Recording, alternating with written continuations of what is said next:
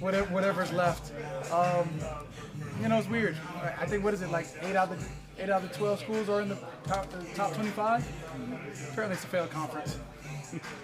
So, the last ride out is going to be a good one. You have a small sample size with the new quarterback, Bryce Young, but what have you seen from him, and how confident are your guys' ability to kind of disrupt him? I feel like he looks poised in the pocket.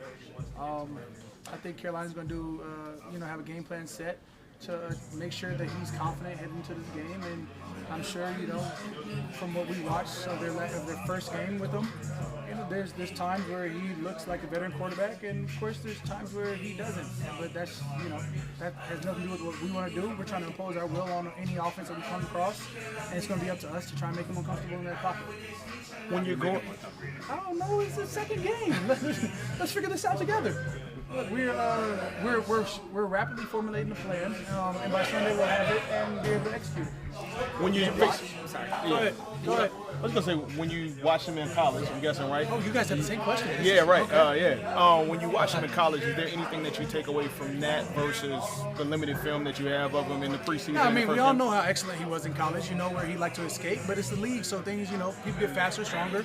Everybody's an athlete, and now you don't have a full round, a first round offensive lineman. You don't have top 5 picks as wide receivers. So, there's different nuances to the game that he has to go through. I think he still has Miles Sanders back there, Chuba Hubbard. He still has weapons that he can use and utilize, and I think he tried to do that the first game, and he'll continue to grow.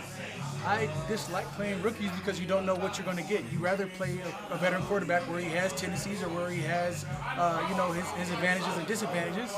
You rather deal with the devil you know than the devil you don't know. I think it's the same. I'd rather not deal with any devil. But continue. Do you like going to Carolina? Do the fans get chirpy with you? I mean, you got a lot of history No, there. that's not a thing. That's not a thing. Carolina chirpy? No, there was Cam Newton in Carolina that got chirpy. But like every couple years, it feels like there's going to be a new rival between the Saints. But it's always like their rival with us and not the other way around.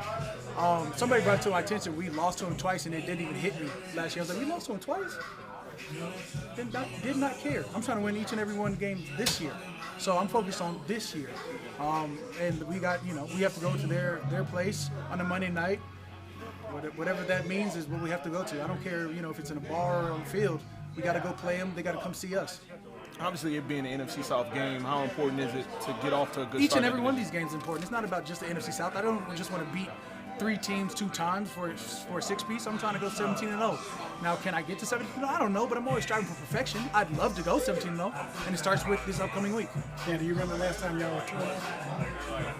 I don't remember last season. I'm focused on this season.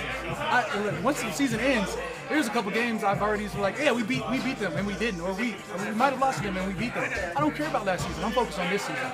So I know we had 3 sacks this last game, 4 sacks this last game, and we've got room to grow.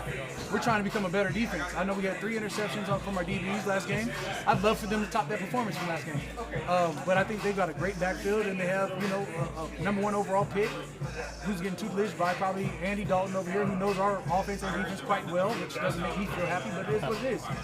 We have to go in there and play our ball, because when we play our ball, it doesn't matter who we play against. When we asked Coach Woods about losing Peyton Turner, he said that's why we drafted Foskey. Like, what gives you confidence in Foskey as a rookie? He hadn't proved himself in a game yet, but there's time to grow. There's plenty of time to grow. I think, with myself on a defensive end, and then Carl Grandison on the other side, it's not like we need immediate impact right now, and he's able to grow into our defense. If Coach Joy said he's going to be ready, then I believe he's going to be ready. There's nothing in him that, Foskey gives all his energy at practice. We see what we see out of him, and I think that's something that we can develop. We can develop somebody like, Isaiah, who has a high IQ and wants to get better. You used to call him Foskey, now you're calling him Foskey. Foskey. Hey, it's Zay when he starts really balling. If I'm calling him Zay on the sidelines, he's in his bag. You mentioned Carl Grant.